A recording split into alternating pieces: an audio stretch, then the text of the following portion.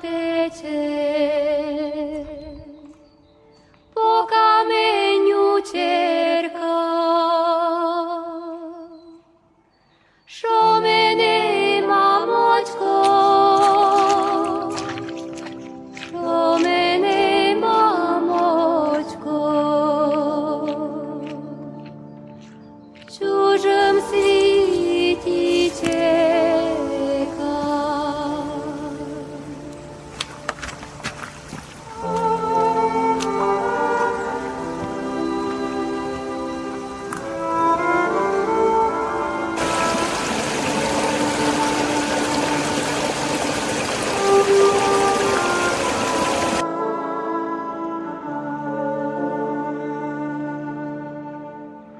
Neraz v mamočko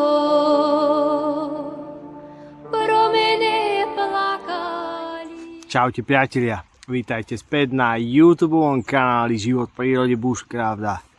Ja som zase v prírode a ako vidíte, takže ten snežík nám už pomaličky všade sa potopí. No tak ma napadlo, že idem pozrieť na tie moje huby, judášové uši, uchovec bazový, že či sa troška rozbehol, keď je tak vlhko všade a mokro a že či troška rastie. No pár som už nachystal, nejaké tie maličké, vidím, tam vyššie boli aj nejaké také väčšie, no ale tam sa nebudem liepnať na to, tak uvidím, troška si to tu prejdem a uvidím, a jak čo si aj nájdem, tak mám tu nejakú čínsku polievečku a tam si hodím pár týchto judášových uší a spravím si takú špeciálnu polievku. No, hodí sa to do tej vifonky nejakej, tak uvidíme, jak to bude chutiť a niečo si tu spravíme, ale najskôr sa idem povzerať a používať si túto prírodu, ale aj keď všade blato, samozrejme, keď bola snežík, tak topánky som mal pekne čistúčké a teraz ich musíme troška znova pokrstiť.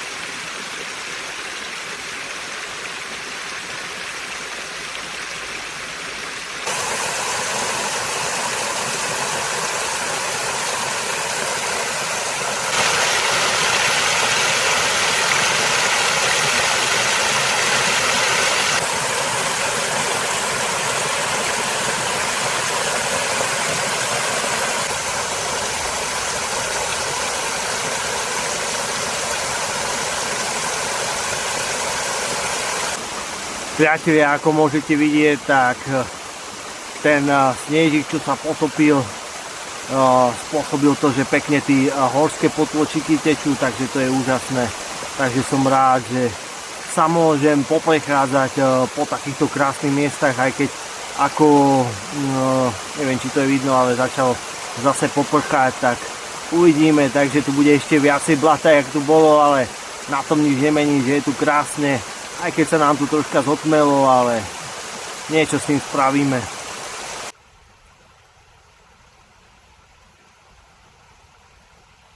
No som akurát pri tom mojom zlatonosnom strome, ako ja ho nazývam. Je tu jediné uško.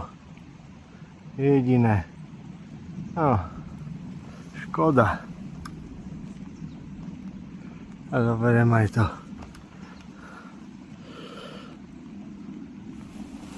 No, zatiaľ to nevyzerá niečo vo veľkom, ale tak čo už, no, ideme ďalej.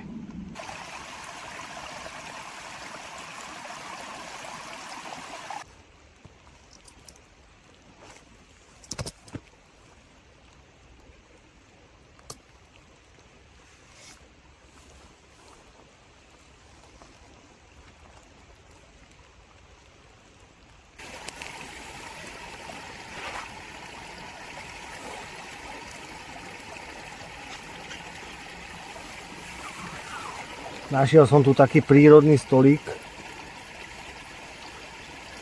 Dám si aspoň troška čajíku na zohriatie.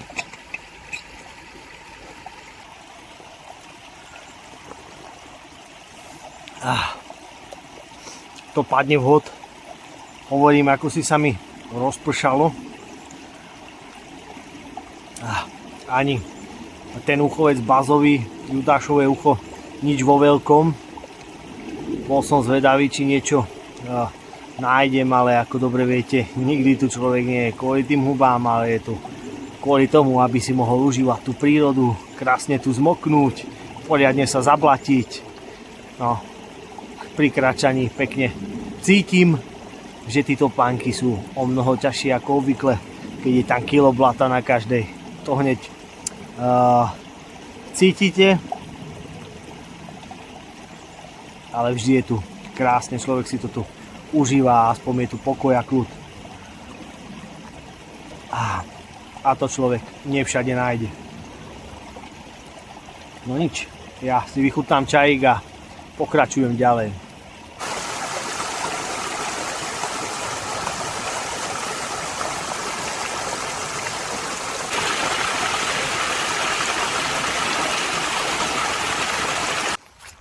Prší, len sa leje. Slniečko sa tu na mňa vôbec neusmeje. No, aspoň troška do spevu mi je. Ten dážď do mňa vlieva tú správnu energiu. Poriadne zmoknúť. No. Hovorím, prišlo celkom oteplenie, však je môže byť nejakých 5, 6, 7 stupňov a po tých mrazoch človeku to už príde, že aké teplúčko si človek zvykne. No uvidíme, či nám už zima povedala posledné s Bohom, ale však uvidím už pomaličky, ale neúprostne sa už tej prírode blíži jar. Zas aj teraz cez víkend má byť nejaké teplúčko, slniečko, niekde až 12 stupňov, takže to bude fakt už ako prvé jarné dni. Tak som zvedavý, že či bude mať čas a vyberiem sa troška do prírody, niečo vymyslieť, no ale teraz si musím v prvom rade užívať toto prostredie.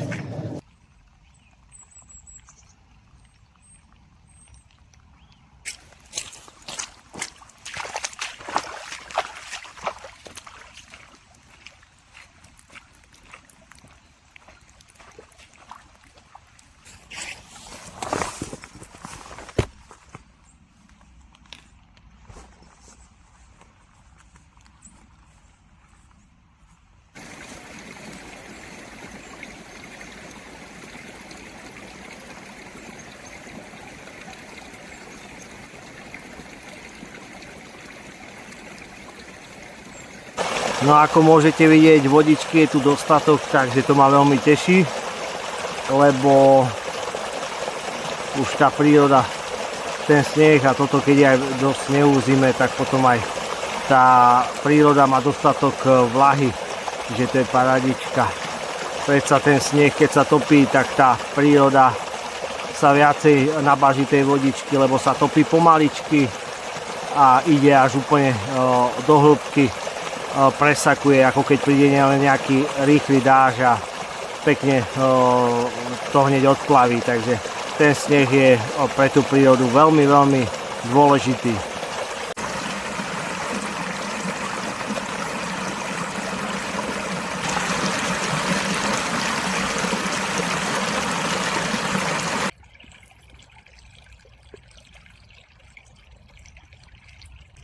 Priatelia, tak predsa aspoň nejaké mladučké kúsočky som tu objavil, takže aspoň niečo. No, už som na tom mojom poslednom mieste, kde chodím pozerať toto Judášovo ucho, uchovec bazový a pár nejakých takých drobučkých, aspoň do tej polievečky bude, čiže aspoň niečo.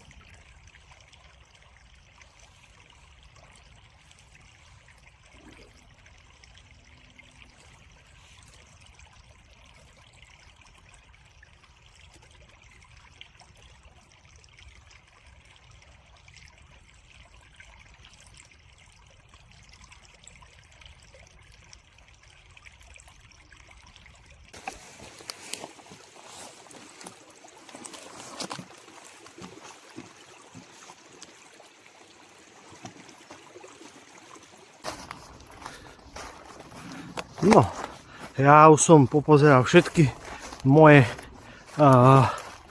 títo stromčeky, kde rastie uchovec, bázový Judášovo ucho a teraz mi nič iné nezostáva, len si nájsť nejaký fajný peň, kde by som si túto v lesiku spravil nejakú tú teplú polievečku.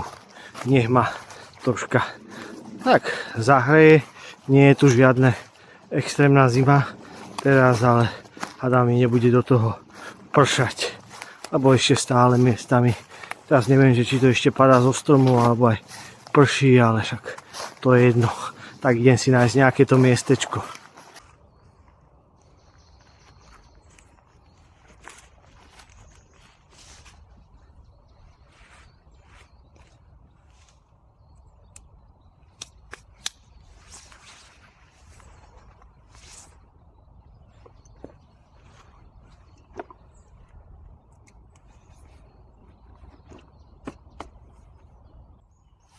Tak moja nádielka, nie je to bohvie čo, ale lepšie jak nič.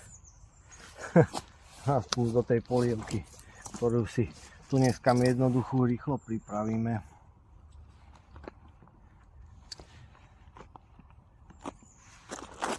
Klasickú výfonku.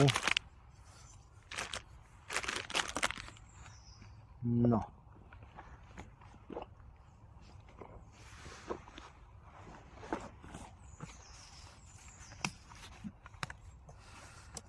Nejakú vodičku. V tomto si to pripravíme.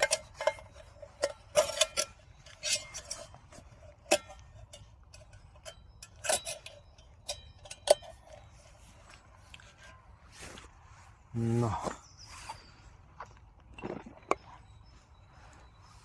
Vyťahnem si varič. Mám tu na tekutý lieh.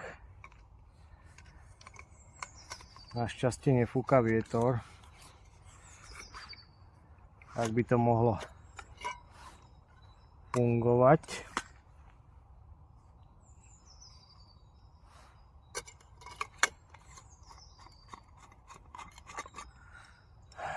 No. Pôjdeme sa na to pozrieť.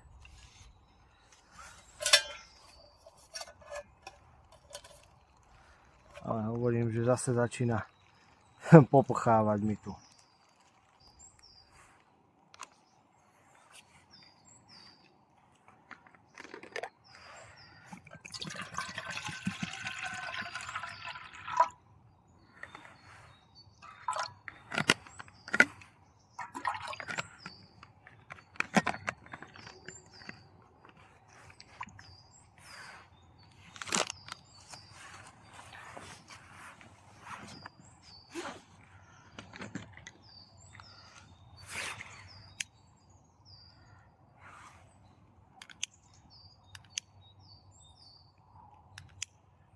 Pokúsim sa zapáliť tento liehový varič. No, vyzerá, že už chytil.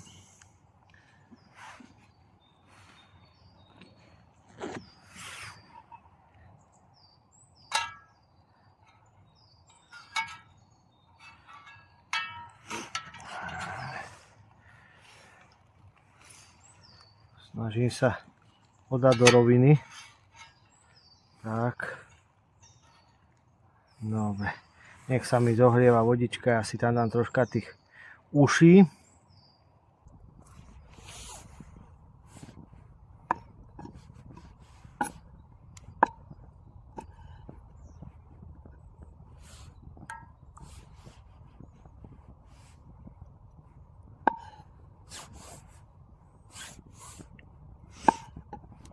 Tak si ich troška nakrájam. Jak pršalo, sú úplne klské, plné vody.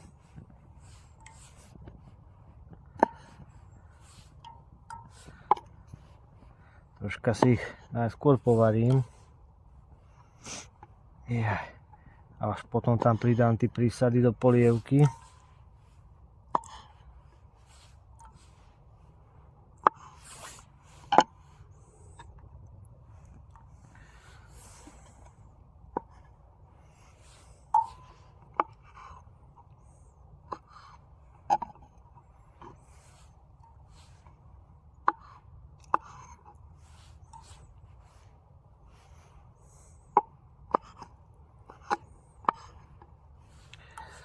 bude šmakocinka, že? Hneď by ste si dali. Nevravte, že nie.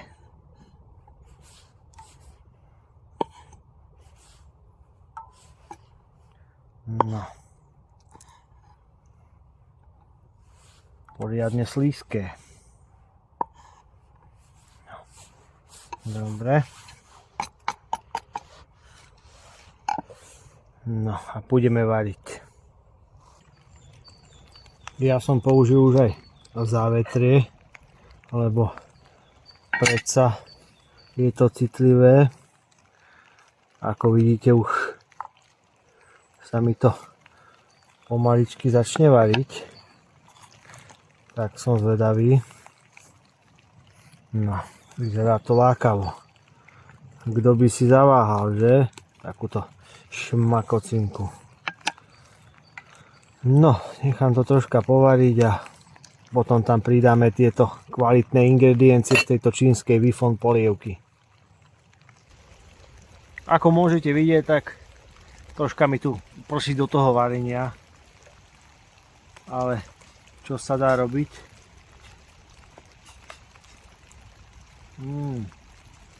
Vyzerá to lákavo. Odporúča 10 kuchárov z 10. No, uvidíme. Nech sa mi to troška povarí. No, to judášové uško. No. Ja si tam pôjdem pripraviť toto. Šupnem tam cestoviny, ten kvalitný prášok a uvidíme. No, sa mi to pekne varí.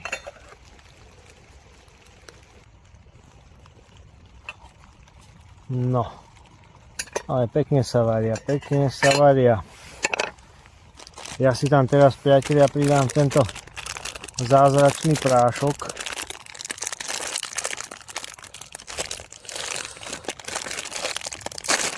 To je také mokré. Cestovinky by som pridal až potom. Tento zázračný prášok.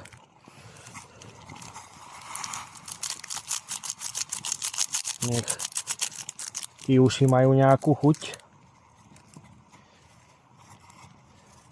Oni sú neutrálne, ale nasajú a tuto nejakého toho oleja kvalitného bio.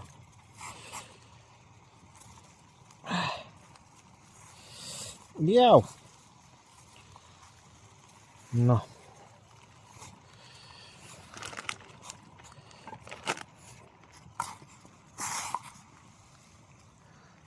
Má to nejakú chuť, alebo budeme musieť pridať troška prášku a koľko chutí. No, super. Dáme povariť a pôjdem tam pridať cestovinky.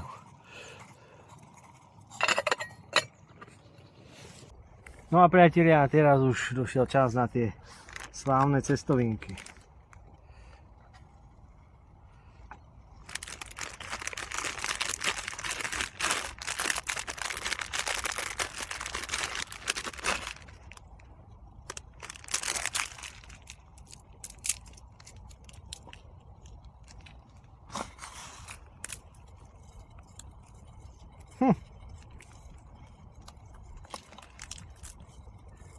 Čo si je tam fialové, priatelia? Je vola. Kvalita z Číny. Bol normálne jak nejaký motús. Pohača. Čo to tu ja musím jesť dneska? Fialový motús. Bože môj. Proč toto ja robím? Prečo? Je vraj vysoká kvalita za nízku cenu. Ja mám ale smolu. Dobre, ja to nechám. Pôjdem to odstaviť. Odstavím to od ohňa a nechám to dôjsť. Priatelia, toto som normálne našiel v tých cestovinách. To je nejaká niť. Normálne nejaká nitka tam bola.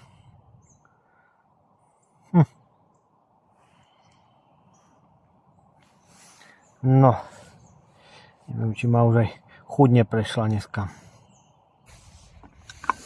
No, moje cestovinky vyzerajú nejako takto.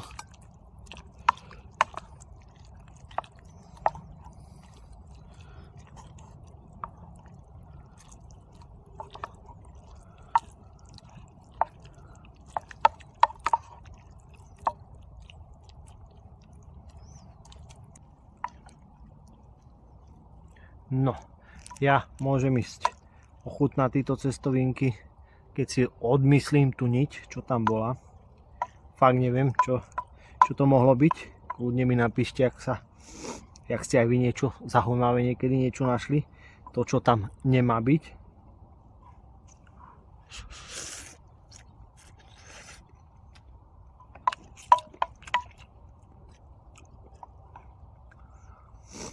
A chuťovo je to fajn.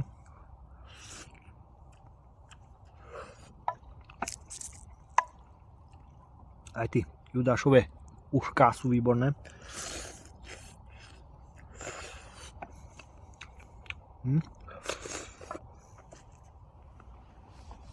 Len ma tá niť troška znepokojila. No, ale čo sa dá robiť? Uteká to.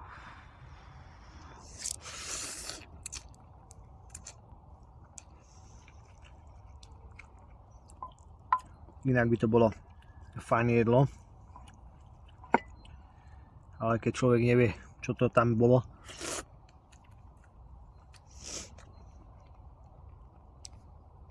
snažím sa nemyslieť na to, jak sa tam mohla dostať nejaká niť.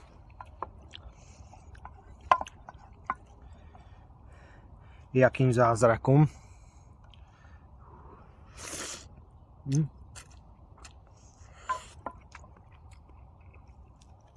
No ale uvidíme, nevadí. Chuť je dobrá.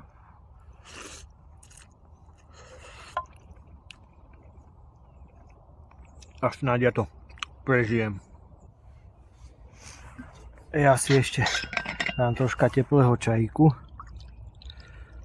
Tuto. Čiže si to tu vychutnám. Jak by to bol náhodou ten môj posledný čaj, tak nech to stojí za to. No, ja si dám ten čajík. Neviem, či to nahováram, ale mám potom v tých cestovinách takú, ja keby som mal takú mydlovú pachuť. Sakra, na to nebola nejaká mydlová niť.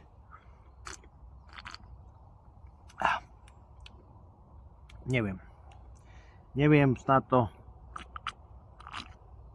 priatelia, keby sa mi niečo stalo, tak viete, čo to spôsobilo. Tak ale, čo sa dá robiť? Ja som si, priatelia, dnešný deň tu užil v tej prírode, dúfam, že aj vy so mňou aspoň takto, no nevždy všetko vychádza tak, ako chceme a nevždy je všetko 100%, no. Dneska tých húb aspoň, to mi stačilo, aspoň ho si spravil. Len hovorím, no nepotešilo ma toto. Tá nitka vyzerala taká všelijaká, taká vosková. Alebo čo to bolo, neviem. Proste bola modrá. Ale čo no. Snáď to bude v poriadku. A ja sa, priatelia, s vami už aj tu takto rozlúčim. My sa zase uvidíme samozrejme pri nejakom tom ďalšom videu niekde z prírody. Uvidíme, čo nás čaká a neminie a vy sa držte a vidíme sa na budúce. Čaute.